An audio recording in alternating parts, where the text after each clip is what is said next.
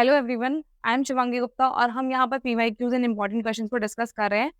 यहाँ पर मैं रिप्रोडक्शन पार्ट 2 को लेकर आई हूँ। चलिए आगे डिस्कस करते हैं। How do लीशमानिया and Plasmodium reproduce and mention the difference in their mode of reproduction. तो आपको पता है कि लीशमानिया एंड प्लाज्मोडियम दोनों ही फिजन दिखाते हैं, पर फिर भी क्या डिफरेंस है? तो लीशमानिया जो है वो क्या करेगा?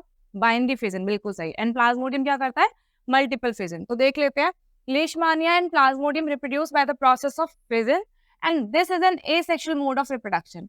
अब ये कैसा मोड ऑफ रिप्रोडक्शन है? एसेक्सुअल, जहां पर सेक्सुअल गैमीट्स यानी कि सेक्स सेल्स का यूज नहीं होता। Is it clear? दोनों ही क्या कर रहे हैं? फिजन कर रहे हैं। अब फिजन भी हमने पढ़ा था ना, दो टाइप के होते हैं, एक होता है बाइनरी फिजन और एक होता है मल्टीपल फिजन। एक है हमारा बाइनरी फिजन और एक क्या है? Multiple fission, right. तो यहाँ पर लीशमानिया क्या करेगा? बाइनरी फिजन शो करेगा एंड मल्टीपल फिजन कौन शो करने वाला है? प्लाज्मोडियम। Is it clear? चलिए नेक्स्ट है Plasmodium reproduces bye multiple fission and produces 1000 daughter cells. अभी जस्ट हमारी बात हुई है मल्टीपल फिजन कौन करेगा? प्लाज्मोडियम, ठीक है। प्लाज्मोडियम में क्या होगा? Thousands of cells, daughter cells बन जाती हैं। देन उसके बाद जो सिस्ट होगी वो रप्चर हो जाएगी एंड जो मेसोसाइट्स है यानी कि जो सेल्स है वो बाहर निकल जाती हैं। While Leishmania reproduces by binary fission. Leishmania अभी हमने बात की थी कैसे रिप्रोड्यूस होगा? By binary fission. Is it clear to all? ठीक है। The parent cell divides longitudinally in a specific plane involving the flagellum and its tip, giving rise to the two daughter cells. अब देख लेते हैं, मान लीजिए लीशमानिया का डायग्राम बना लेते हैं थोड़ा सा, ठीक है, तरीके से है। पेरेंट सेल क्या बोला है? लॉन्गिट्यूडनली स्प्लिट हो जाएगी, ठीक है। यहाँ पर लॉन्गिट्यूडनली क्या होती है? स्प्लिट होती है एंड देन क्या रिप्रोड्यूस करेगी?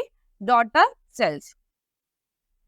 दिखा देती हूँ मैं किस तरीके से स्ट्रक्चर बनता है इसका, एक बार देख लीजिए आप लोग।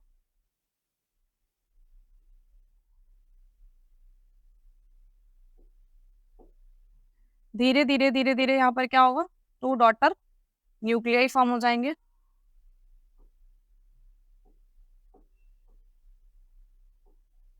अब ये दो डॉटर न्यूक्लियाई लॉन्गिट्यूडनली क्या होते हैं? स्प्लिट होते हैं। मैं यहाँ से ये नेम इरेज कर रही हूँ बस।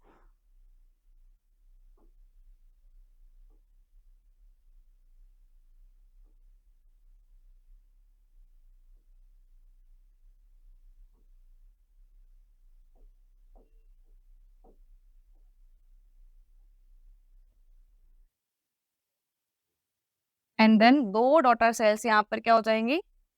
सेपरेट हो जाएंगे। ये अलग एक लीशमानिया निकल जाएगा और एक ये अलग लीशमानिया सेपरेट हो जाएगा। Is it clear? देख लिया, यहाँ पर यही लिखा है ना, डिवाइड्स होते हैं longitudinally in a specific plane involving the flagellum at its tip. Involving है क्या? फ्लैजुलम भी इनकी टिप से। देन सेपरेट आउट हो जाएगा, यहाँ से एक और फ्लैजुला निकल जाएगा, यहाँ से एक और फ्लैजुला निकल जाएगा एंड टू डॉटर सेल्स यहाँ पर फॉर्म हो जाते हैं, ठीक है। किसका डायग्राम है ये? लीशमानिया। क्या है? बाइनरी फिजन, ठीक है। कैसे टाइप का मोड ऑफ रिप्रोडक्शन है? Asexual. Is it clear to all? Next हमने बोला है कि भाई प्लाज्मोडियम में क्या होता है, तो प्लाज्मोडियम में ये साइटोप्लाज्म है, ये सिस्ट बन चुकी है। यहाँ पर क्या होता है? थाउजेंड्स ऑफ डॉटर सेल्स बन चुकी हैं, ठीक है।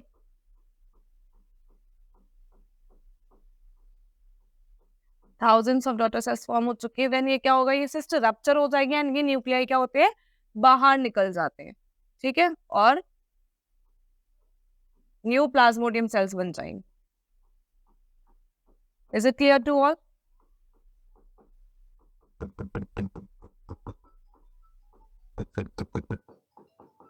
चलिए चलिए स्क्रीनशॉट ले लीजिए, फिर आगे बढ़ते हैं।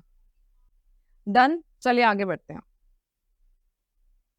What are the advantages of spore forming organisms? Advantages क्या है? ठीक है, स्पोर फॉर्मिंग ऑर्गेनिजम्स के आप जानते हैं कि स्पोर फॉर्मेशन कहाँ पर होता है? फंगस के अंदर होता है। तो क्या एडवांटेजेस है? अनफेवरेबल कंडीशन में भी ये अपने आप को प्रोटेक्ट कर सकते हैं और फेवरेबल कंडीशन आने के बाद ये जर्मिनेट हो जाते हैं, तो ये एडवांटेज हो गया। लाइट वेट होते हैं, एयर में आराम से डिस्पर्स हो जाएंगे, वाटर में डिस्पर्स हो जाएंगे एंड एनिमल्स के थ्रू भी डिस्पर्स हो जाते हैं। Is it clear? चलिए एक एक करके पॉइंट को पढ़ लेते हैं। Advantages of spore forming organisms are it helps organism survive in harsh environmental condition. Harsh environmental condition कौन कौन सी है? अनफेवरेबल कंडीशंस, ठीक है, कौन सी कंडीशन है, unfavourable conditions,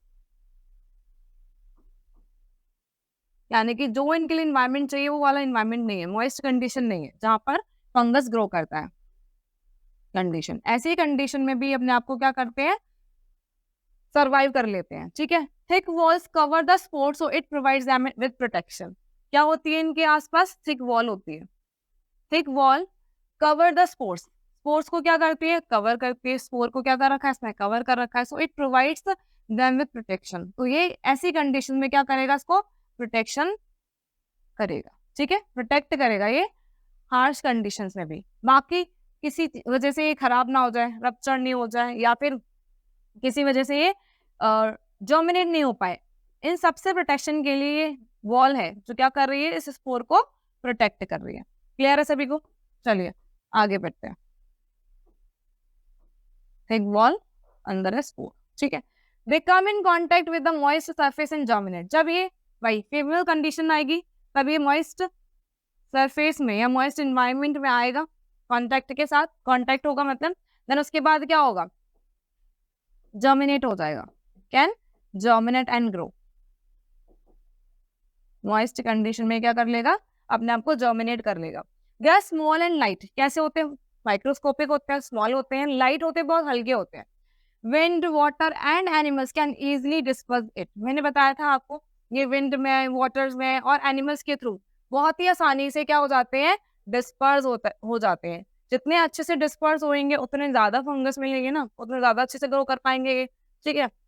wind water and animals क्या कर लेते हैं, डिस्पर्स हो जाते हैं, मतलब फैल जाते हैं, ठीक है। क्लियर है सभी को? स्क्रीनशॉट लीजिए, फिर आगे बढ़ते हैं। डन, चलिए। Explain the methods of birth control that deliberately prevent fertilization in humans. How does using these techniques directly impact the health and prosperity of a family? तो हमें बात करनी है बर्थ कंट्रोल के मेथड्स की। 4 मेथड्स होते हैं, कौन कौन से होते हैं, सर्जिकल मेथड होता है, केमिकल मेथड होता है ना, बैरियर मेथड्स होते हैं, और इंट्रायूट्राइन कॉन्ट्रासेप्शन मेथड या डिवाइसेस, ठीक है। पहले बात करते हैं बैरियर मेथड। बैरियर मेथड का मतलब है रुकावट, बैरियर लाना फिजिकली करेंगे तो ये फिजिकल डिवाइसेस होती हैं, ठीक है। Barrier methods are the physical device that prevent the entry of sperm. क्या होगा, यहाँ पर इन डिवाइसेस के थ्रू एंट्री ऑफ स्पर्म को रोका जाएगा into the female, like for example condoms, ठीक है, चाहे वो मेल हो या फीमेल हो। तो बैरियर मेथड्स में मेल कॉन्डम्स या फीमेल कॉन्डम्स आते हैं जो फिजिकली क्या करेंगे, स्पर्म की एंट्री को रोकते हैं। नेक्स्ट है केमिकल मेथड्स। अब इनमें क्या होती है, इनमें पिल्स होती हैं, ठीक है, ओरली ली जाती है, तो are those that involve the uses of oral pills. कौन से पिल्स है ये, ओरल पिल्स है, टू चेक ओव्यूलेशन। अगर गलती से स्पर्म फ्यूज हो गया है तो आपको क्या करना है, इन पिल्स को यूज करना है, ठीक है। इन पिल्स को यूज करने के बाद ओव्यूलेशन को रोका जा सकता है, क्योंकि ये क्या करते हैं, ये प्रिपरेशन करते हैं किनको, हार्मोन्स को, एस्ट्रोजन एंड प्रोजेस्टेरॉन, ठीक है।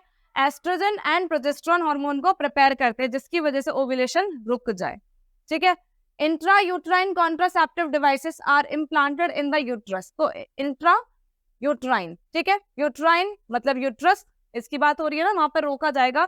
तो कॉन्ट्रासेप्टिव डिवाइस लगती है, इम्प्लांटेड की जाती है इनटू द यूट्रस। जैसे एग्जांपल है कॉपर टी, एग्जांपल है इसका कॉपर टी। क्या प्रोवाइड, क्या करेगा ये फर्टिलाइजेशन को रोकेगा। तो टू प्रिवेंट फर्टिलाइजेशन यानी कि स्पर्म की एंट्री को रोकेगा। क्या रोकेगा भाई, कॉपर टी, ठीक है। ये कॉपर से बनी होती है, इन्फेक्शन कम होता है, इसलिए कॉपर टी लगाई जाती है। समझ आ गया, कॉपर कैसा है, लीस्ट रिएक्टिव है ना, इसीलिए। तो ये क्या नहीं करेगा, बहुत जल्दी से रिएक्शन नहीं करेगा। तो वो अकॉर्डिंग टू मतलब कॉपर टी डिफरेंट टाइप की होती है, 5 ईयर या जो भी है उसके अकॉर्डिंग आपको चेकअप कराना पड़ता है, बहुत सारी चीजें। बट आपको भी मेथड्स पूछे गए तो आपको याद रखना है बैरियर मेथड्स, केमिकल मेथड्स और इंट्रायूट्राइन कॉन्ट्रासेप्टिव डिवाइसेस। अब है सर्जिकल मेथड। सर्जिकल मेथड में वासेक्टोमी और टिबेक्टोमी आती है, यानी कि आपने सुना होगा हिंदी में नसबंदी कहते हैं, क्लियर है।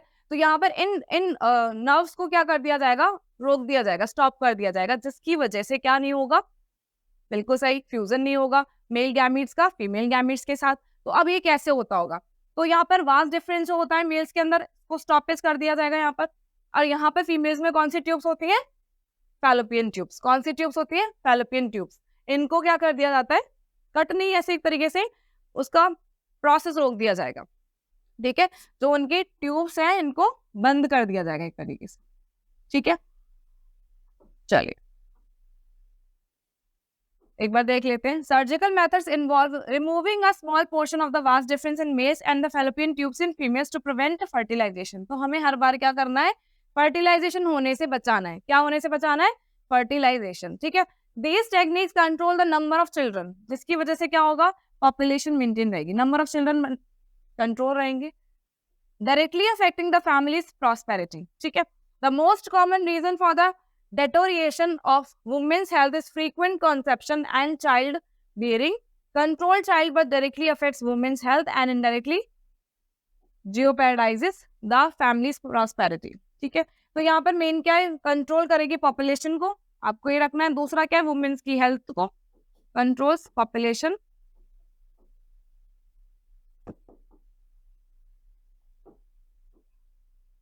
ठीक है, कंट्रोल करेगी किसको, पॉपुलेशन को। दूसरा वुमेन हेल्थ को, वुमेन हेल्थ को, वुमेन हेल्थ कैसे सही रहेगी बेटा, आपको पता है कि कभी कभी बेबी बहुत ज्यादा हो जाते हैं 3 या 4, जिसकी वजह से वुमेन की हेल्थ खराब होती है। तो अगर आप ये मेथड्स यूज करेंगे तो इसकी वजह से क्या हो सकता है, बच सकते हैं। कंट्रोल करते हैं पॉपुलेशन को भी और वुमेन की हेल्थ को भी, ठीक है। Is it clear? चेक, जल्दी से स्क्रीनशॉट लीजिए, फिर आगे बढ़ते हैं। What is the role of testosterone? तो टेस्टोस्टेरोन क्या होते हैं, है ना, ये प्राइमरी रिप्रोडक्टिव और सेकेंडरी रिप्रोडक्टिव ऑर्गन्स में हेल्प करेंगे, ठीक है। देख लेते हैं यहाँ पर, the role of testosterone are to play a key role in developing male secondary sex organ. तो अभी बात हो रही है हमारी मेल सेकेंडरी सेक्स ऑर्गन को क्या करते हैं, डेवलप करते हैं, ठीक है, सच एज अ प्रोस्टेट, ठीक है। To promote secondary sexual characteristics in males, जितने भी सेकेंडरी सेक्सुअल कैरेक्टरिस्टिक्स आएंगे वो किस हार्मोन की वजह से आते हैं, टेस्टोस्टेरोन हार्मोन की वजह से आते हैं। अब ये होते क्या है, जैसे बियर आना, है ना, मुस्टैक आना, आर्मपिट्स में हेयर आना, ठीक है। तो ये याद रखना है। Increase muscles mass and bone mass, muscle mass and bone mass भी क्या होता है, इंक्रीज होने लगता है। Promote the growth of body hairs, आगे बात, ये बॉडी हेयर्स को भी प्रमोट करता है, ठीक है। Is it clear?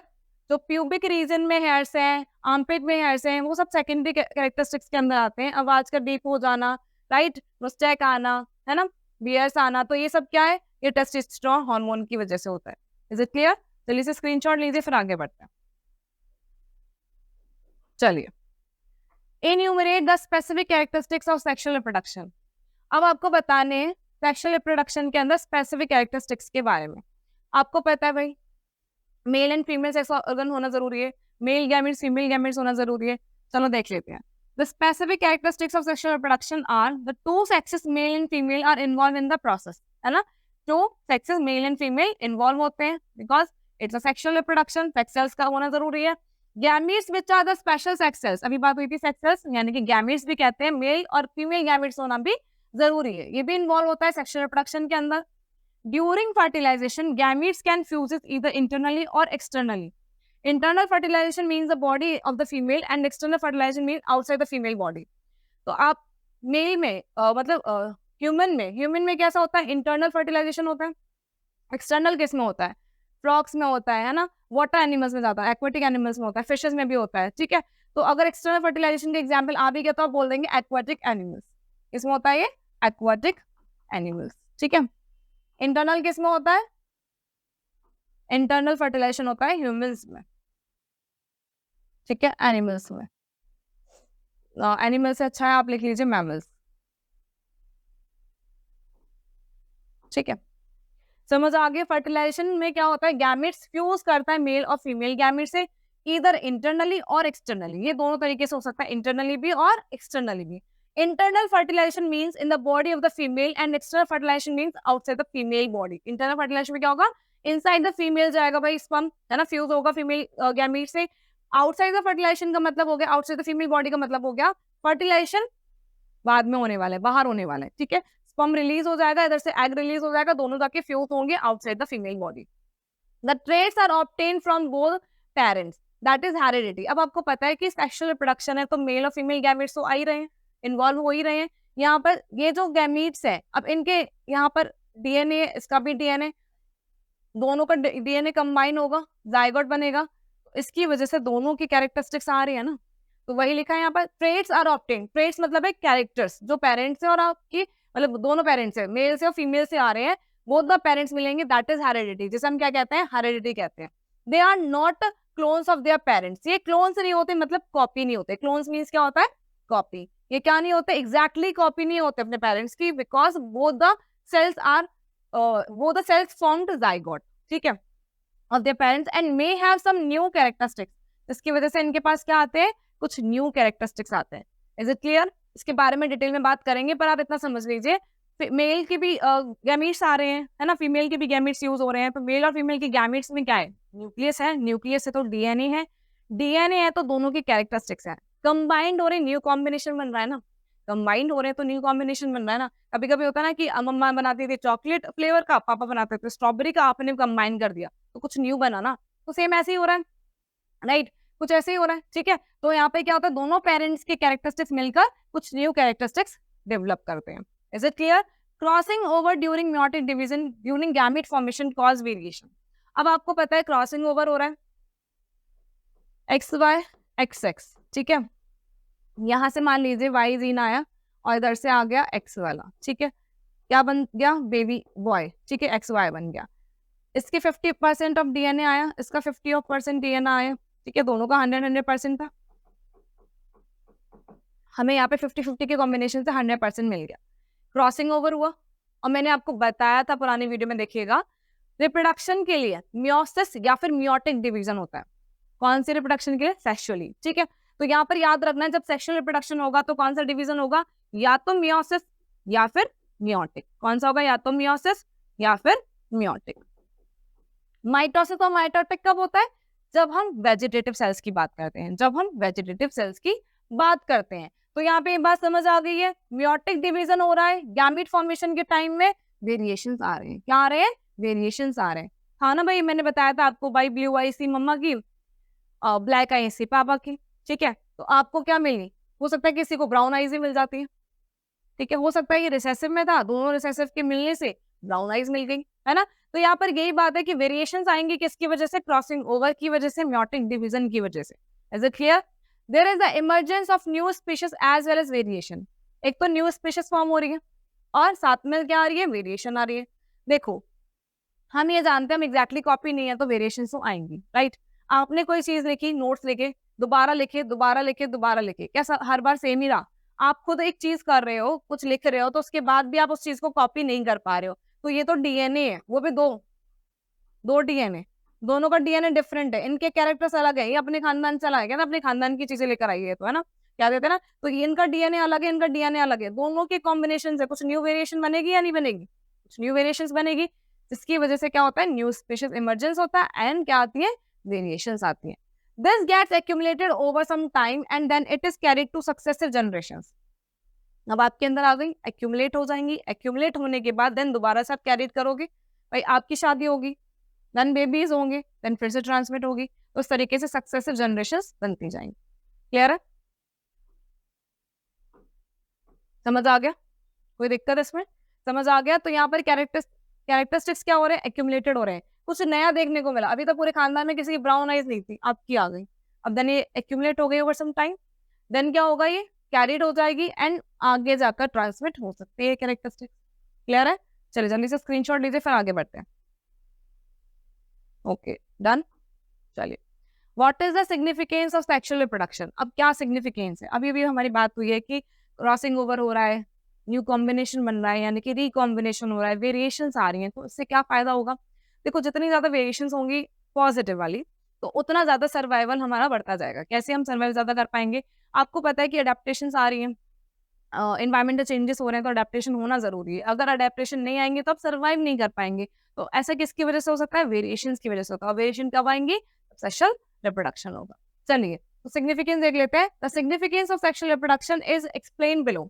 Genetic variation occurs as a result of genetic recombination that occurs during gamete fusion. आपको बताया था अभी, male gamete, female gamete, fusion हो गया, फ्यूजन के बाद जाइगोट फॉर्म हो गया, मेल गैमीट, फीमेल गैमीट, ठीक है, mail gamete, female gamete, fusion हुआ, फिर बस स्पर्म बना देते, फिर आप लोग बोलोगे मैम ने क्या बना दिया। ये बन गया जाइगोट, न्यू फ्यूजन बना, है ना, न्यू फ्यूजन बन गया, तो या न्यू फॉर्मेशन हो गया, ठीक है। तो क्या हुआ, रिकॉम्बिनेशन हो गया, जेनेटिकली क्या हो गया, रिकॉम्बिनेशन। ये दोनों के कॉम्बिनेशन से क्या हुआ है, रिकॉम्बिनेशन हुआ है, किसका, जीन्स का, जेनेटिकली रिकॉम्बिनेशन हो गया, ठीक है। कब हुआ, गैमीट के फ्यूजन के बाद, यानी कि दोनों गैमीट्स के फ्यूजन से हमें एक न्यू कॉम्बिनेशन मिल गया। ये बात क्लियर हो गई। Progeny show a better combination of traits and they adapt better to their surrounding. अभी भी जस्ट बात हुई थी, इन्वायरमेंटल चेंजेस हो रहे हैं, है ना। अब आपको पता है आपके अंदर अडेप्टेशन नहीं आएंगे तो आप कैसे सर्वाइव कर पाएंगे। कोई एनिमल भी होगा तो उसके लिए सर्वाइवल के लिए भी क्या जरूरी है, अडेप्टेशन जरूरी है या नहीं। तो वही बात हो गई कि बेटर कॉम्बिनेशन बन जाएगा, नए टाइप के आपको ट्रेट्स मिल जाएंगे, ट्रेट्स मिल जाएंगे, वेरिएशंस आ जाएंगी, वेरिएशन आ जाएंगे तो आप अडेप्ट कर पाएंगे चीजों को, है ना। आपके अंदर क्या आ जाएंगे, अडेप्टेशन आएंगी टू देयर सराउंडिंग, ठीक है। अगर कॉपिंग होती जाएगी तो उसके अंदर भी वो प्रॉब्लम थी, आपके अंदर भी वही प्रॉब्लम आ गई, आगे वाले के अंदर भी यही प्रॉब्लम आ गई और एंडिंग हो गई, क्योंकि ये सर्वाइव नहीं कर पा रहे हैं। समझ आ रही है बात। एक एग्जाम्पल देती हूँ मैं भी जल्दी से, पहले इसको कंप्लीट करते हैं। टू देयर एनवायरमेंट, ठीक है। हाँ जी, एग्जाम्पल ये है कि कोई एक बैक्टीरिया है, ठीक है, मैंने पहले भी दिया हुआ है। यहाँ पर एक ऐसा पुल है जिससे ये बैक्टीरिया जा नहीं पाया, फिर ऐसी कोई दीवार है, ये मान लीजिए, इस इन्वायरमेंट के अंदर नहीं जा पाया, कोई एनिमल समझ लीजिए, ठीक है, कोई एनिमल है।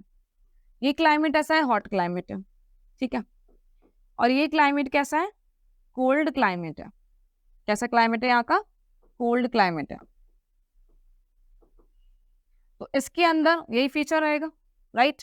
कभी ये वॉल हट गई, कभी क्या हुआ कि ये वॉल हट गई, ठीक है, ये वॉल हट गई और यहाँ के लोग यहाँ जाने लगे।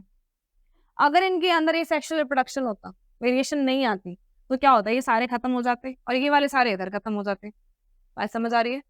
ये अगर एग्जैक्टली कॉपी होते तो ये हॉट क्लाइमेट में ही सर्वाइव कर सकते हैं, ठीक है, कोल्ड में नहीं कर सकते। ये बात समझ आ गई, यानी कि इनको गर्म चाहिए, उनको ठंडा चाहिए, अगर नहीं होगा तो जी नहीं पाएंगे। जैसे कि भेड़ें होती है ना, गर्मियों वाले मौसम में ले जाओ, राजस्थान में ले जाओ, जो वहाँ की पश्मीना शॉल बनने वाली भेड़ें और बकरियां हैं, ठीक है, जम्मू एंड कश्मीर की, क्या वो सर्वाइव कर पाएंगे इतनी गर्मी में, नहीं कर पाएंगी ना।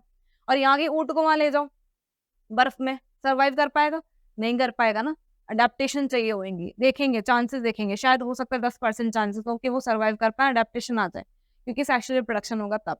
तो यहाँ पर भी वही बात हो रही है, हॉट क्लाइमेट वाले इधर चलेगा और कोल्ड क्लाइमेट वाले इधर चले गए तो क्या होगा, तो क्या होगा, सर्वाइव नहीं कर पाएंगे। अगर इनके अंदर सेक्सुअल रिप्रोडक्शन होगा भाई, हॉट क्लाइमेट वाले भाई कोल्ड क्लाइमेट से फ्यूजन कर लेते हैं गैमीट्स का, तब क्या हो रहा है, तब वेरिएशन देखने को मिल रही है, क्योंकि इसके कैरेक्टरिस्टिक्स अलग है, इसके कैरेक्टरिस्टिक्स अलग है, एक न्यू कॉम्बिनेशन मिल गया ना, जो हॉट में भी सर्वाइव कर पा रहा है, कोल्ड में भी। हो सकता है बाकी सबकी डेथ हो गई, 4 बच्चे मुश्किल से, अडेप्टेशन तो आई ना। तो अडेप्टेशन के चांसेस कब है, जब सेक्सुअल रिप्रोडक्शन है, वेरिएशन कब है, जब सेक्सुअल रिप्रोडक्शन है। Is it clear to all. देख लेते हैं नेक्स्ट हमारा पॉइंट क्या है, genetic recombination interaction etcetera provide vigour and vitality of to the offspring. अभी वही बात हो गई हमारी कि जेनेटिक रिकॉम्बिनेशन बनता है जिसकी वजह से क्या होता है, वाइटलिटी मिलती है, जीवन मिल रहा है किसको, ऑफस्प्रिंग को।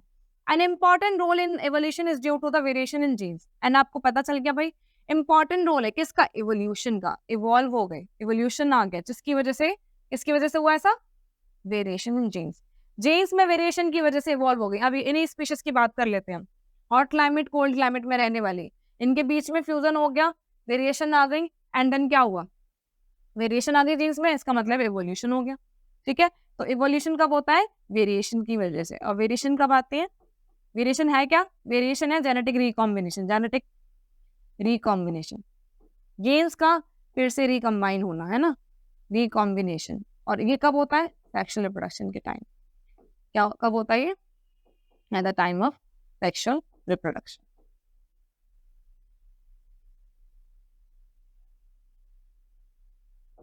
क्लियर है सभी को। चलिए स्क्रीनशॉट लीजिए, फिर आगे बढ़ते हैं। Okay done. चलिए differentiate between self pollination and cross pollination. हमें क्या करना है, डिफरेंशिएट करना है self pollination and cross pollination के बारे में। चलिए सेल्फ पॉलिनेशन आपको पता है फ्लावर के अंदर होता है, मैंने शायद आपको बताया हुआ है। एक सेकेंड, यहाँ पर थोड़ा सा पेज ऐड करने की सोच रही हूँ।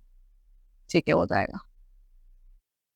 सेल्फ पॉलिनेशन, क्रॉस पॉलिनेशन को थोड़ा समझाना है। अच्छा वैसे एक है ना यहाँ पे, ठीक है, इस वाले पेज पर ही कर लेते हैं। ठीक है, मैंने एक फ्लावर बनाया है इधर, डायग्राम से जल्दी समझ आएगा आप लोगों को।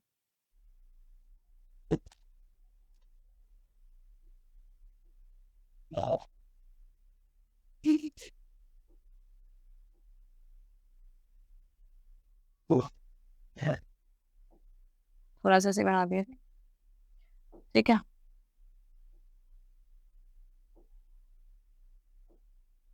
दिख रहा है ना? चलिए, ये एक फ्लावर है, ये बिस्किट का ही बनाया मैंने, वुडल का। ठीक है, आपको पता है इस पे फीमेल और मेल, मेल एंड फीमेल दोनों ही सेक्स ऑर्गन होते हैं, मेल एंड फीमेल। ऐसे वाले फ्लावर को हम क्या कहते हैं, mail and female both on the same flower, तो क्या बोलेंगे हम इसको? हर्माफ्रोडाइट बोलते हैं या फिर बाइसेक्सुअल बोलते हैं। हर्माफ्रोडाइट, हर्माफ्रोडाइट या फिर बाइसेक्सुअल, क्या बोलेंगे? हर्माफ्रोडाइट या फिर बाइसेक्सुअल, यानी कि मेल और फीमेल दोनों फ्लावर, यानी कि both the sex organ present on the same flower, both the sex organ present on the same flower.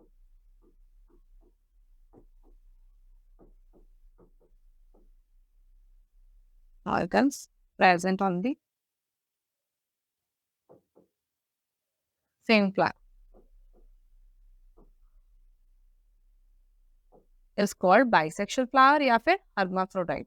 ठीक है, अब देखो आपको दिख रहा है यहाँ पे स्टिग्मा, स्टाइल एंड ओवरी, इतना पार्ट में बना रही हूँ अभी। स्टिग्मा, स्टाइल एंड ओवरी यही है, ठीक है। और यहाँ से क्या निकल रहे हैं? कुछ एंथर्स भी है, मेल पार्ट भी है, ठीक है। अब इसके वाले पॉलन ग्रेन्स इस वाले स्टिग्मा पर स्टिक हो जाते हैं, इसी फ्लावर के, सेम फ्लावर के पॉलन ग्रेन्स इसी वाले फ्लावर के स्टिग्मा पर स्टिक हो जाते हैं, तो कौन सा पॉलिनेशन होगा? Self pollination. कौन सा पॉलिनेशन होगा? Self pollination. ठीक है, समझ आ गया? pollen grain of the same flower stick on the stigma of the same flower, है ना? stick on the stigma of the same flower is called self pollination। Cross में क्या होगा? वही प्लांट, एक ट्री है या कोई प्लांट है, इसका यहाँ पर ये फ्लावर है, ठीक है, और इसका यहाँ पर भी फ्लावर है, ठीक है। इसके जो पॉलन ग्रेन होंगे, ठीक है, इसके पॉलन ग्रेन और इसका स्टिग्मा भी है, मतलब स्टिग्मा, स्टाइल एंड ओवरी भी है, मेल फीमेल दोनों ही प्रेजेंट है, इसके पास जाते हैं या फिर दूसरे प्लांट के फ्लावर के पास जाते हैं, तो उसे हम क्या बोलेंगे? Cross pollination. ठीक है, कई सारी बुक्स में ना इसको भी सेल्फ पॉलिनेशन ही गाए, इसके टाइप होते हैं क्लिस्टोगैमस एंड जिटोनोगैमी, है ना? वो आपके कोर्स में नहीं है, अभी इसके बारे में बात नहीं करेंगे, अभी इतना ध्यान रख लीजिए कि फ्लावर है, सेम प्लांट है, दूसरा फ्लावर है, अगर उस पर भी जाकर इंसर्ट हो जाएगा तो भी क्रॉस पॉलिनेशन है, और दूसरे फ्लावर पर चला जाएगा अगर पॉलन ग्रेन्स, तो वो भी क्या है? क्रॉस पॉलिनेशन है। तो यहाँ पर क्या होगा? pollen grain of the flower stick on the stigma of the other flower, है ना? is called cross pollination। ठीक है, चलिए पहले हम समझ लेते हैं क्या दिया हुआ है। Self pollination occurs between two flowers of the same plant or within the flower। अभी भी बात हुई थी, या तो सेम फ्लावर, यानी कि ये दोनों ही फ्लावर, यही फ्लावर है जिसका स्टिग्मा और स्टाइल दोनों यूज हो रहे हैं, है ना? या फिर क्या हो सकता है?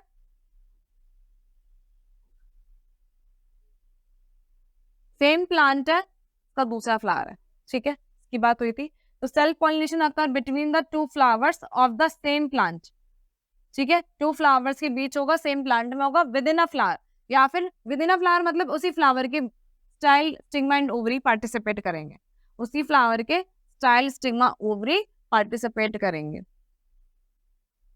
बात समझ आ गई ये वाले? ठीक है, इसी के पॉलन ग्रेन इस स्टिग्मा में स्टिक हो जाएंगे, या फिर इस वाले फ्लावर के पॉलन ग्रेन इस वाला स्टिग्मा पर जाकर स्टिक हो जाए, इस वाले फ्लावर के पॉलन ग्रेन इस वाले स्टिग्मा पर स्टिक हो जाए, तो उसको भी हम सेल्फ पॉलिनेशन कहते हैं। आपको भी यही पढ़ना है, ये सेल्फ पॉलिनेशन है, क्रॉस पॉलिनेशन नहीं है।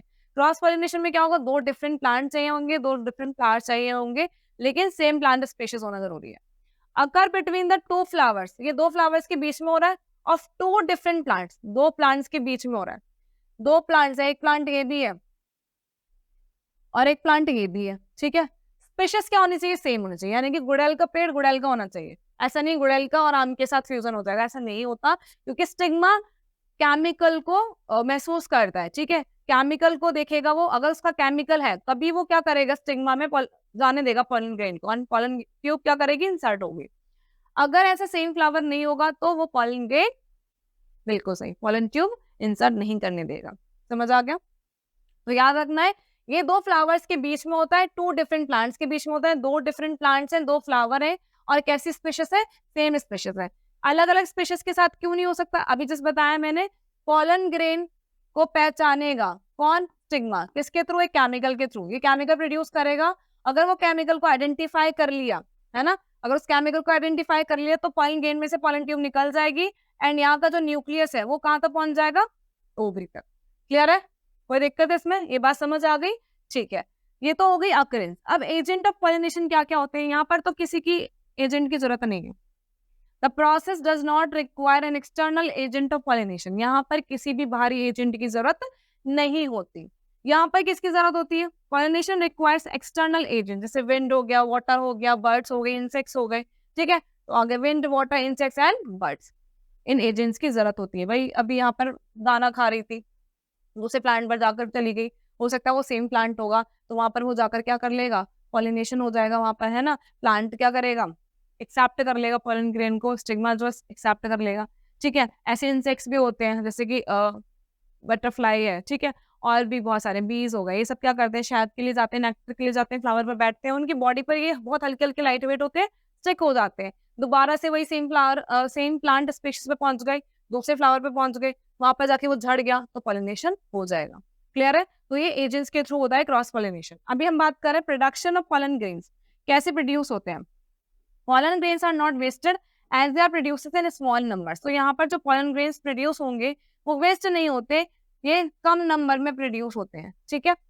Pollen grains are wasted as they are produce in large number. जिनमें क्रॉस पॉलिनेशन होता है ना, तो उनमें बहुत ज्यादा नंबर्स में पॉलन ग्रेन्स प्रोड्यूस होते हैं। अब ऐसा क्यों होता होगा, तो आपको जस्ट बताया जा रहा है कि ये किसी एजेंट के थ्रू जा रहे हैं, तो जरूरी थोड़ी एजेंट उसी सेम प्लांट के पास बैठेगा, सेम प्लांट स्पीशीज के पास, हो सकता है किसी गलत पर जाके चला जाए, वो वेस्ट हो गए। विंड चल रही है, हो सकता है विंड के थ्रू वो सेम प्लांट स्पीशीज पे नहीं पहुंच पाए, तो भी तो पॉलन ग्रेन्स खराब हो गए ना। तो यही बोला जा रहा है, जिनमें एजेंट्स की जरूरत हो रही है, जो क्रॉस पॉलिनेशन है, जिसके लिए चांसेस कम हो जाते हैं कभी कभी, वहां पर पॉलन ग्रेन्स लार्ज नंबर में प्रोड्यूस होंगे। और जो सेम फ्लावर है, सेल्फ पॉलिनेशन करता है, सेम ही प्लांट पर होना है पॉलन ग्रेन, उसको इतने ज्यादा प्रोड्यूस करने की जरूरत ही नहीं है, नहीं तो बहुत ज्यादा क्या हो जाएगी, पॉपुलेशन हो जाएगी सेम प्लांट स्पीशीज की। क्लियर है बेटा अपना? Next the appearance of flowers, कैसे होते हैं, तो ये नॉट अट्रैक्टिव होते हैं, क्योंकि इन पे मधुमक्खी का बैठना, नेक्टर वगैरह चूसने की जरूरत नहीं होती, शक करने की जरूरत नहीं होती, तो फ्लावर्स आर नॉट अट्रैक्टिव, ये ज्यादा अट्रैक्टिव नहीं है। इनको अट्रैक्टिव होना पड़ेगा ताकि बर्ड्स भी आए, है ना, इंसेक्ट्स आए, पॉलिनेशन करवाएं, ठीक है। तो the flowers are attractive as they have coloured patterns, कैसे होते हैं, कलरफुल होते हैं। क्लियर है बेटा? चलिए इसे स्क्रीनशॉट लीजिए, फिर आगे बढ़ते हैं। नेक्स्ट है बेटा फ्रेग्रेंस एंड नेक्टर। अभी भी जिस बात हुई, अट्रैक्टिव नहीं है, कलरफुल नहीं है, तो फ्रेग्रेंस और नेक्टर भी इनमें नहीं होता। Flowers do not produce scent और नेक्टर, यहाँ पर कैसे होते हैं, सेंट और नेक्टर प्रोड्यूस करते हैं, ठीक है। नेम ऑफ ऑफस्प्रिंग प्रोड्यूस, तो यहाँ पे लिखा है there is no variation, the offspring produce have genetic makeup identical to their parents, the variation occurs and the offspring produce में डिफरेंट जेनेटिक मेकअप।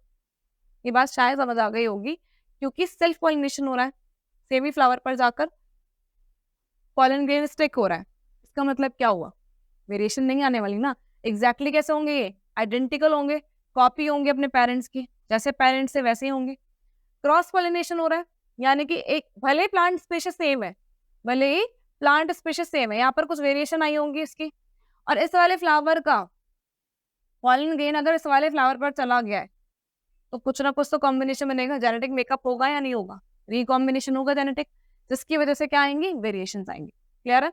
तो सेल्फ पॉलिनेशन में कोई वेरिएशन नहीं होती। आप बता देंगे क्यों नहीं होती, क्योंकि जेनेटिकली वो सेम होते हैं, आइडेंटिकल होते हैं, अपने पेरेंट्स के कॉपीज होते हैं। Offsprings produce have genetic makeup identical to their parents, यानी कि इनका जो जीन है वो एग्जैक्टली कॉपी है किसके, अपने पेरेंट्स के। Variation occurs end of the offspring produced may differ in genetic makeup. तो आपको पता है ना, ऑफस्प्रिंग क्या करेगा, न्यू कॉम्बिनेशन बनाएगा, जेनेटिक मेकअप हो जाएगा, है ना, जिसकी वजह से क्या आएंगी, वेरिएशंस आएंगी। क्लियर है? स्क्रीनशॉट लीजिए, फिर आगे बढ़ते हैं।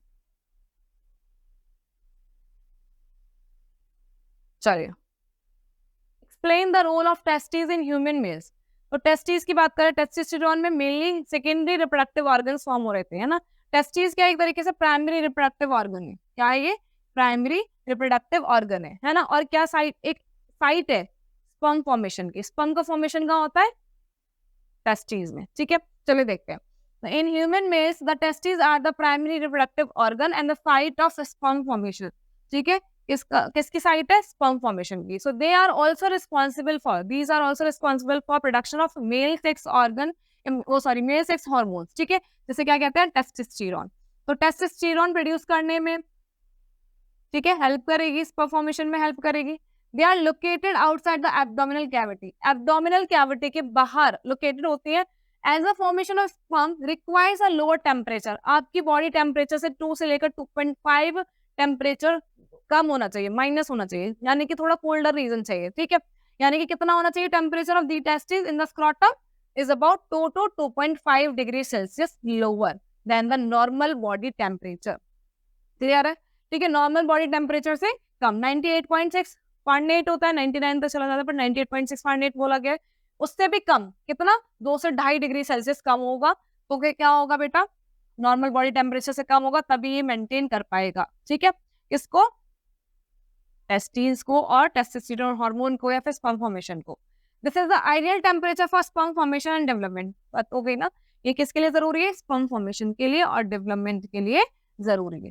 ठीक है, testosterone develops secondary sexual characteristics during puberty in boys. बताया था, growth of facial hair, deepening of voice, है ना, स्क्रोटम ग्रोथ हो जाता है, पेनिस ग्रोथ हो जाती है, मसल मास एक्यूमुलेशन हो जाता है। ठीक है, बियर्ड और मुस्टैच, वही मूछें और दाढ़ी निकल आती है, etcetera. This also regulates the formation of sperm. And ये किस में हेल्प करता है? Formation of sperm. तो क्या क्या देखा हमने भाई? प्राइमरी रिप्रोडक्टिव ऑर्गन है, ये बात समझ आ गई। स्पर्म फॉर्मेशन में हेल्प करता है। क्या होता है? स्पर्म फॉर्मेशन में हेल्प करता है। ठीक है, रिस्पॉन्सिबल है, किसके लिए रिस्पॉन्सिबल है? सेक्स हार्मोन टेस्टोस्टेरोन के लिए रिस्पॉन्सिबल होता है, टेस्टोस्टेरोन। ठीक है, नेक्स्ट है एब्डोमिनल कैविटी के आउटसाइड होता है। लोअर टेम्परेचर चाहिए, कितना? 2 से लेकर 2.5। बॉडी टेम्परेचर से कम होना चाहिए इसका टेम्परेचर। ये बात पता चल गई। स्पर्म फॉर्मेशन के लिए ये टेम्परेचर क्या है? आइडियल है। आइडियल है किसके लिए? स्पर्म फॉर्मेशन के लिए। ठीक है, ये बात समझ आ गई। सेकेंडरी सेक्सुअल कैरेक्टरिस्टिक्स किसकी वजह से आ रहे हैं? टेस्टोस्टेरोन। और वो किसके लिए रिस्पॉन्सिबल? कौन रिस्पॉन्सिबल है उसके लिए भी?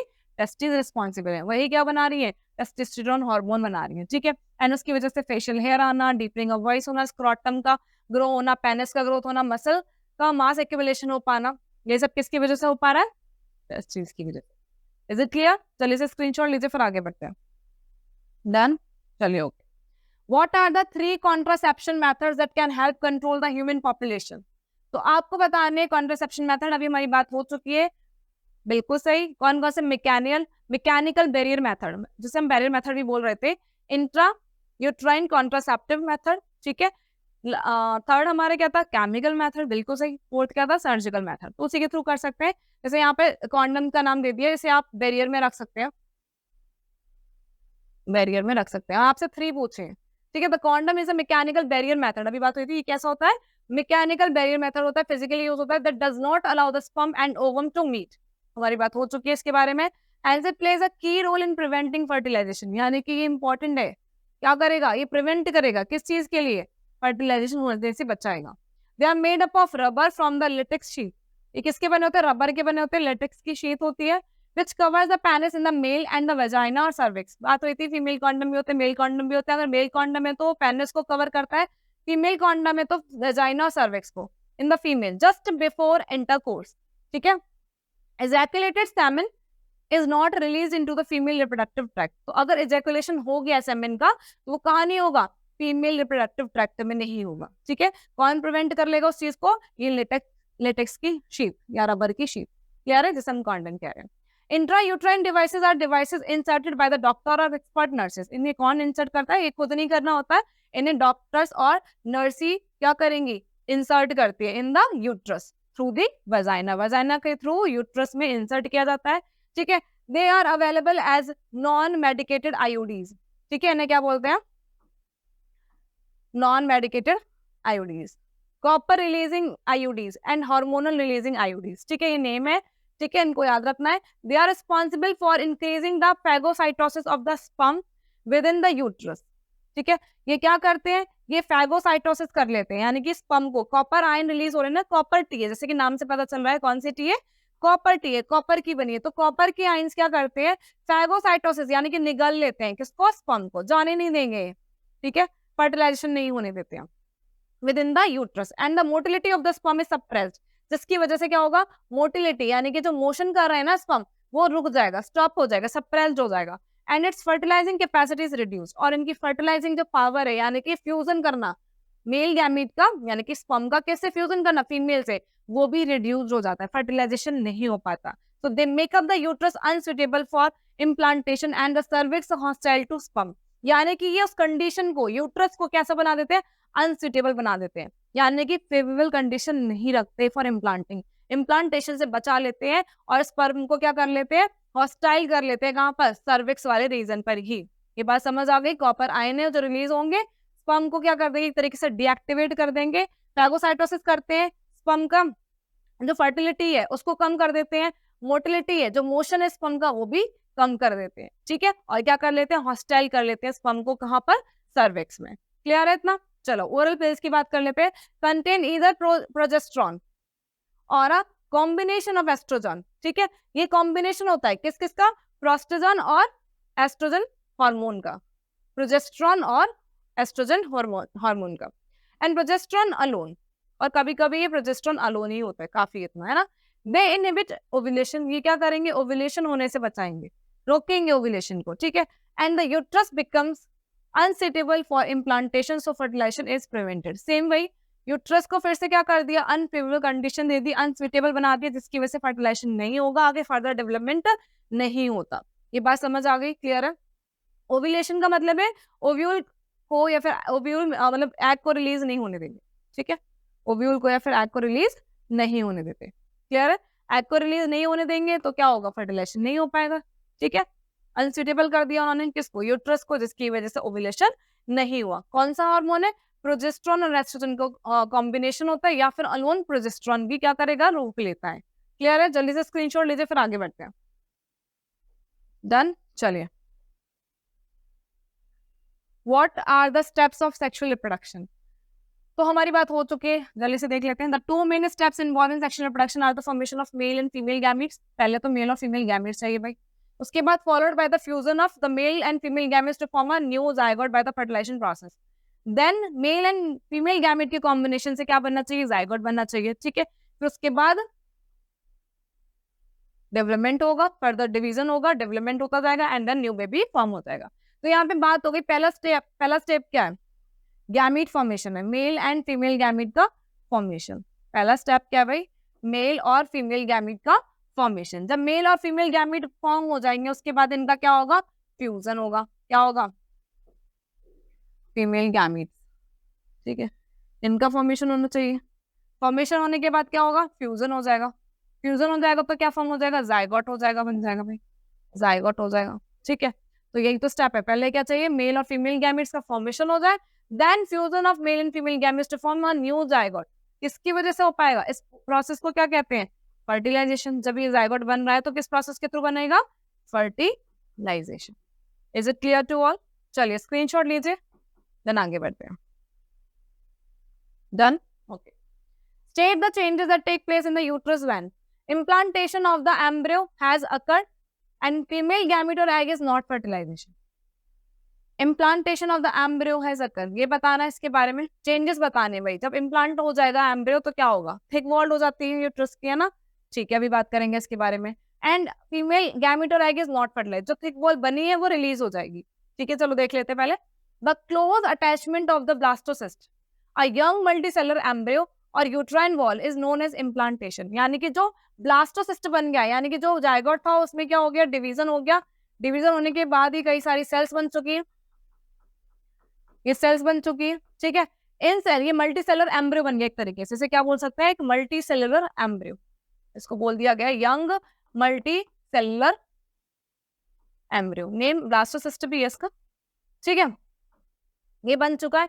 यूट्राइन वॉल में क्या हो जाएगा, एम्बेडेड हो जाएगा, यूट्राइन वॉल में क्या हो जाएगा, ये एम्बेडेड हो जाएगा या अटैच हो जाएगा, अटैच हो जाएगा, तो उसको क्या बोलते हैं, इम्प्लांटेशन कहते हैं। क्या कहते हैं, इम्प्लांटेशन, यानी कि अटैचमेंट ऑफ यंग एम्ब्रियो, ठीक है। अटैचमेंट ऑफ यंग एम्ब्रियो कहां पर, यूट्राइन वॉल में, क्या कहा जाएगा, इम्प्लांटेशन। क्या बोला जाएगा, implantation.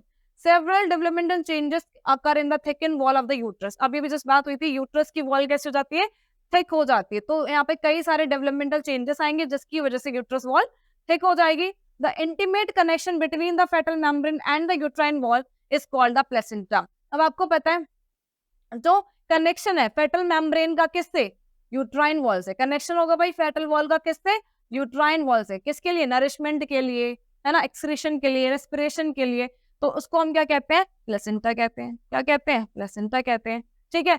This is a discuss shape that is embedded in the uterine wall, ये कैसी होती है, डिस्कस शेप होती है और एम्बेडेड हो जाती है कहां पर, यूट्राइन वॉल पर। The placenta serves as a foetus nutritive, respiratory and excretory, अभी हमारी बात हुई थी न्यूट्रिशन के लिए, एक्सक्रीशन के लिए एंड रेस्पिरेटरी के लिए ये जरूरी है। तो प्लेसेंटा के फंक्शन समझ आ गए, क्या करता है ये हेल्प करता है फिटस को न्यूट्रिशन देने के लिए, एक्सक्रीशन कराने के लिए एंड रेस्पिरेशन के लिए।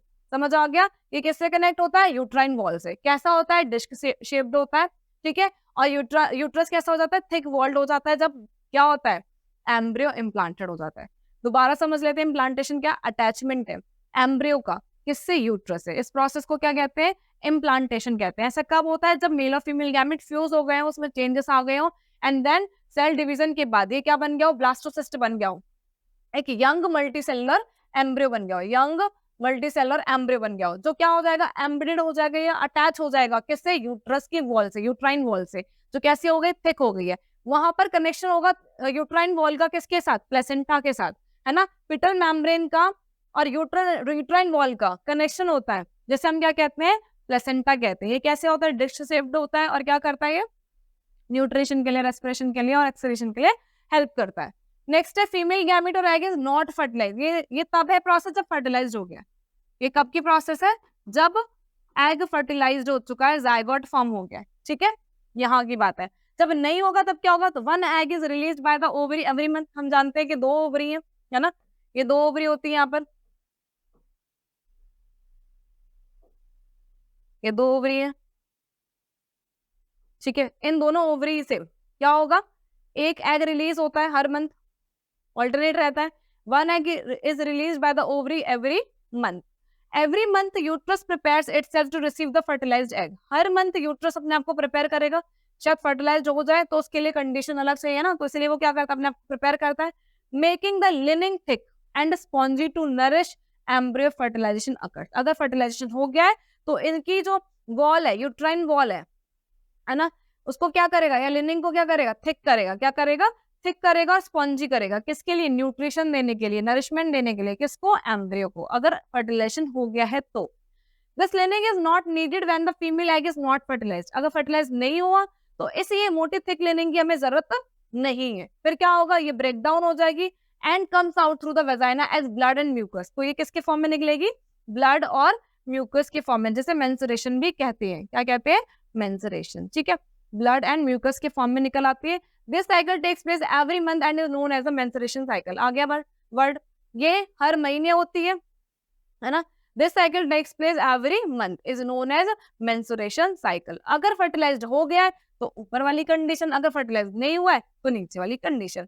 ऊपर वाली कंडीशन समझ आ गई होगी, एम्ब्रियो बन जाता है, एम्ब्रियो हो जाएगा या अटैचमेंट हो जाएगा किससे, यूट्राइन वॉल से, uterine wall thick and spongy हो जाएगी टू नरिश करने के लिए, ठीक है। उसके बाद क्या होता है, कनेक्शन होता है यूट्राइन वॉल का और फिटल मेम्ब्रेन का, उसको हम क्या कहते हैं, प्लेसेंटा कहते हैं, ठीक है। ये कैसा होता है, डिस्क शेप्ड होता है, इज इट क्लियर, क्या करता है, नरिशमेंट देता है, रेस्पिरेशन देता है और रेस्पिरेशन करवाता है, एक्सक्रीशन करवाएगा, ठीक है, इन सब में हेल्पफुल रहेगा।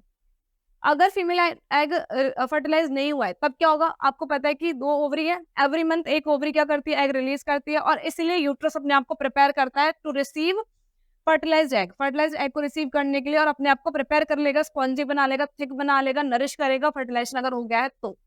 अगर ये सब नहीं हुआ तो ये लिनिंग जो है रिलीज हो जाएगी, जरूरत नहीं है, ब्रेक डाउन हो जाएगी एंड कम आउट होगी किसके थ्रू में, ब्लड एंड म्यूकस के थ्रू में, जिसे हम क्या कहते हैं, ये हर मंथ होती है, जिसे हम कहते हैं menstruation cycle. Is it clear? तो यहाँ पे मेंस्ट्रुएशन साइकिल के बारे में बता दिए, स्क्रीनशॉट लीजिए, फिर आगे बढ़ते हैं। चलिए next, explain the implantation briefly. अभी भी बात होगी हमारा, zygote implantation refers to the blastocyst attachment. Blastocyst या फिर young multicellular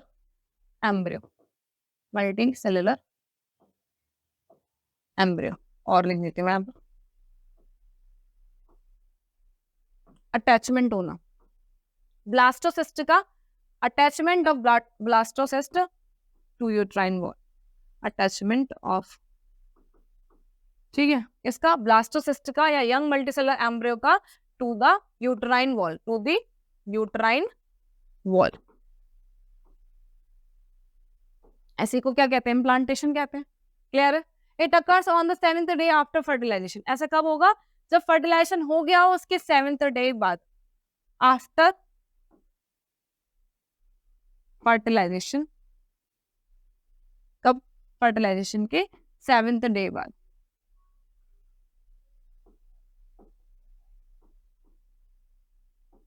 after 7th day of fertilisation,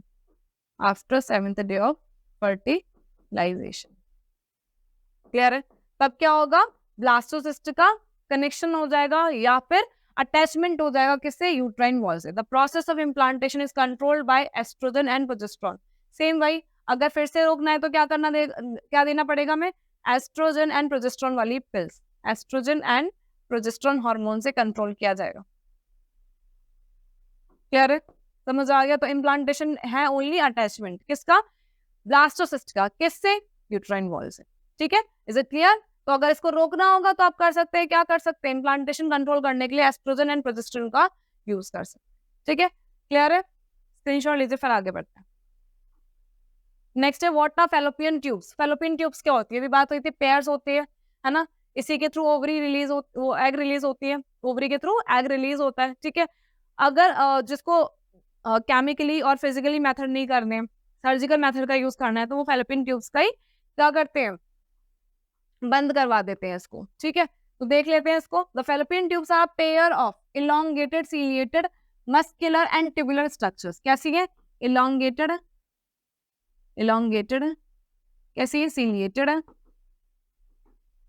है और ट्यूबुलर स्ट्रक्चर, ट्यूब जैसी है, और कैसी है? ट्यूबुलर स्ट्रक्चर्स है। ठीक है, समझ आ गया? Elongated, ciliated and tubular structures extended from the ovaries to the uterus. कहां से एक्सटेंड रहती है? ओवरी से यूट्रस तक।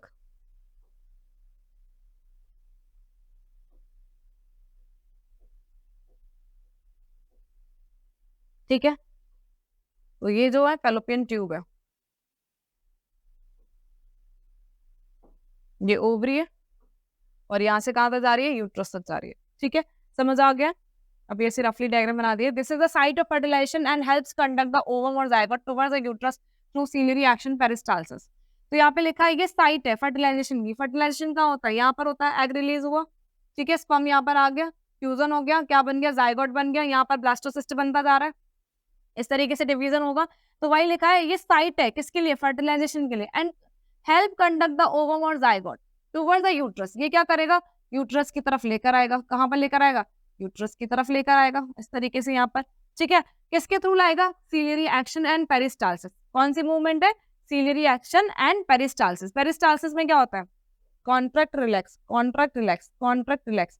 ठीक है, तो क्या करेगा? कॉन्ट्रैक्ट करेगा, रिलैक्स करेगा, कॉन्ट्रैक्ट करेगा, रिलैक्स करेगा, इस तरीके से पेरिस्टाल्सिस मूवमेंट के थ्रू ये क्या करेगा? उसको पुश करेगा और कहाँ एम्बेडेड करवा देगा? यूट्रस के अंदर, जिसे हम इम्प्लांटेशन कहते हैं।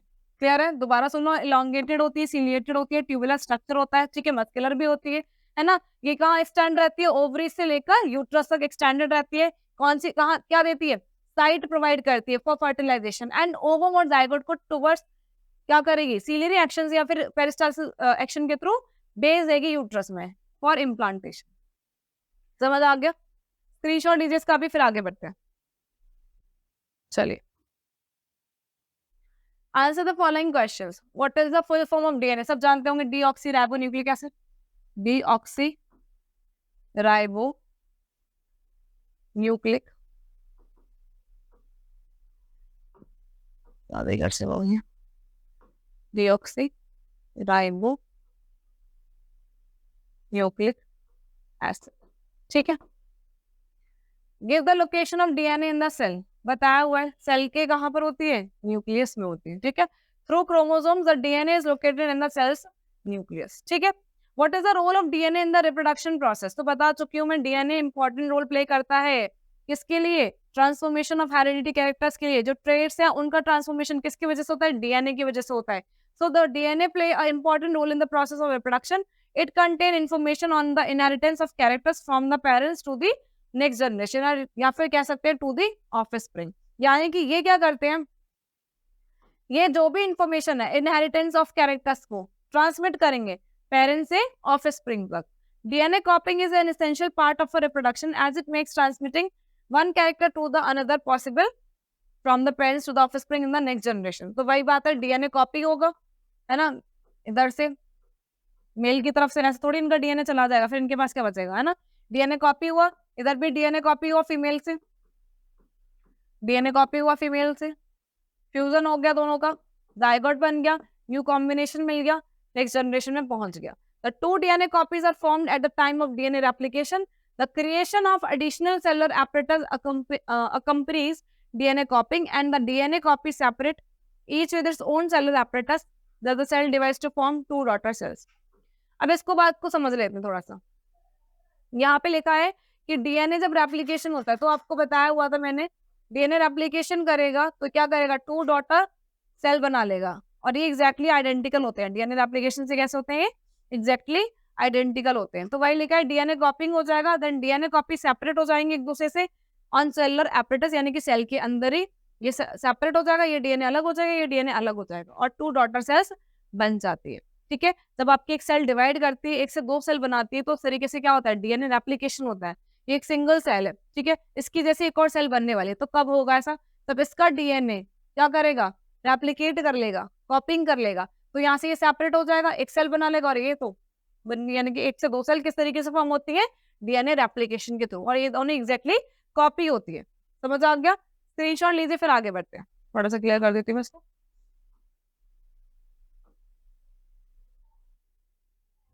चलिए, डन, चलो आगे बढ़ते हैं। Give examples of STDs. STDs होता क्या है? सेक्सुअली ट्रांसमिटेड डिसीजेस, है ना, जो सेक्सुअली कांटेक्ट की वजह से डिसीज ट्रांसमिट हो जाती है। कौन कौन सी होती है? गोनोरिया होती है, सिफिलिस होती है। ठीक है, तो देख लेते हैं। Example of STDs are bacterial infection. Bacterial infection की वजह से ये ट्रांसमिट हो जाती है, यानी कि विदाउट एनी बैरियर के थ्रू आपने क्या, अगर यहाँ पर क्या हुआ हो, अगर यहाँ पर मीट किया हो या कॉपुलेशन किया हो, तब क्या होता है? ये डिसीजेस होने के चांसेस रहते हैं। ठीक है, जैसे गोनोरिया, सिफिलिस, ठीक है, बता दिया मैंने आपको। वायरल इन्फेक्शन अगर डिसीज है तो एड्स होगा, जेनिटल हर्पीज होता है। ठीक है, याद रख लो। अगर बैक्टीरियल डिसीज का एग्जाम्पल आएगा, इसका एग्जाम्पल आएगा बैक्टीरियल डिसीज का, तो क्या लिखेंगे? Gonorrhoea and syphilis. गोनो, अभी जो फर्स्ट वर्ड है, रिया एंड सिफिलिस। ठीक है, अगर वायरल इन्फेक्शन आ गया, कौन सा इन्फेक्शन आ गया? वायरल इन्फेक्शन आ गया, तो किसका नेम लिखेंगे? एड्स का लिखेंगे। किसका लिखेंगे? एड्स का लिखेंगे, या फिर जेनिटल हर्पीज का लिखेंगे। किसका लिखेंगे? जेनिटल हर्पीज का। Is it clear? How STDs can be prevented. तो आपको क्या करना है? कॉन्डम्स का यूज करना है ना, फिजिकल बैरियर या फिर मैकेनिकल बैरियर का यूज करना है, जिसकी वजह से क्या नहीं होगा? ये इन्फेक्शन नहीं होते। ठीक है, mechanical barrier. Condoms can prevent STDs. Mention the importance of contraception. तो contraception method की आपको importance mention करनी है। क्या होता है बेटा? आपको मैंने बताया कि sexually transmitted disease नहीं होंगी, females की health सही रहेगी, and population over नहीं होगी। तो देख लेते हैं। Contraception prevents frequent pregnancies and sexually transmitted diseases. अगर unwanted pregnancies नहीं बचना चाहते हैं उन चांसेस से, तो भी क्या होता है? ये मेथड यूजफुल होते हैं, ठीक है। सेक्सुअली ट्रांसमिटेड डिसीज से बचाना है तो भी ये मेथड यूजफुल होंगे। From supporting a families good health and prosperity, वही बात हो गई कि फैमिली की गुड हेल्थ भी बनी रहेगी, ठीक है। समझ आ गया? तो कॉन्ट्रासेप्शन की इंपॉर्टेंस आ गई समझ आपको, ठीक है। कॉन्ट्रासेप्शन की इंपॉर्टेंस क्या है? फीमेल हेल्थ, फैमिली हेल्थ सब ठीक रहेगी, एसटीडीज नहीं होगा, मतलब सेक्सुअली ट्रांसमिटेड डिसीज नहीं रहेंगी, एंड फ्रीक्वेंट जो प्रेगनेंसीज है उससे बचोगे आप, अनवांटेड प्रेगनेंसी से बचोगे। Is it clear? चलिए इसे स्क्रीनशॉट लीजिए, फिर आगे बढ़ते हैं। Done? Okay. What are the two modes of pollination? दो मोड्स बताने पॉलिनेशन के, बता चुके हम, बात कर चुके हैं, self pollination and cross pollination, ठीक है। Self pollination and cross pollination. Name two surgical method that prevent pregnancy, बता दिए मैंने, वैसेक्टोमी एंड ट्यूबेक्टोमी। ट्यूब से याद रखना फैलोपियन ट्यूब, है ना, फैलोपियन ट्यूब किस में होती है? फीमेल में। तो ट्यूबेक्टोमी किस में होगा? फीमेल में होगा। फैलोपियन ट्यूब से याद रखना है, फैलोपियन ट्यूब। वैसेक्टोमी किस में होता है? मेल में होता है। वास डिफरेंस याद रखना है, मेल में किससे याद रखना है? वास डिफरेंस, ठीक है। ये फीमेल में याद रहेगा, आसान है, ठीक है। What is the function of semen? Semen क्या करता है? न्यूट्रिशन प्रोवाइड करता है, किसको? स्पर्म को। ये बात हमारी पुरानी वीडियो में हुई है। Semen provides nutrition to the sperm and causes its activation to make transport easy into the vagina, and helpful करता है क्या?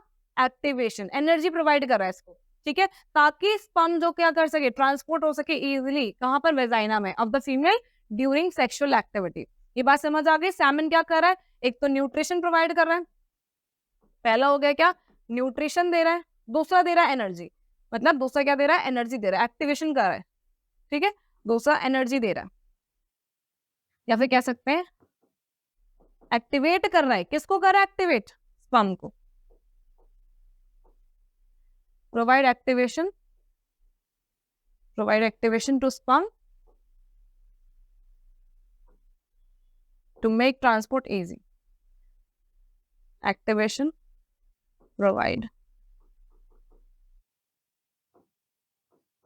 to make transport easy, into the vagina, ठीक है, into the vagina,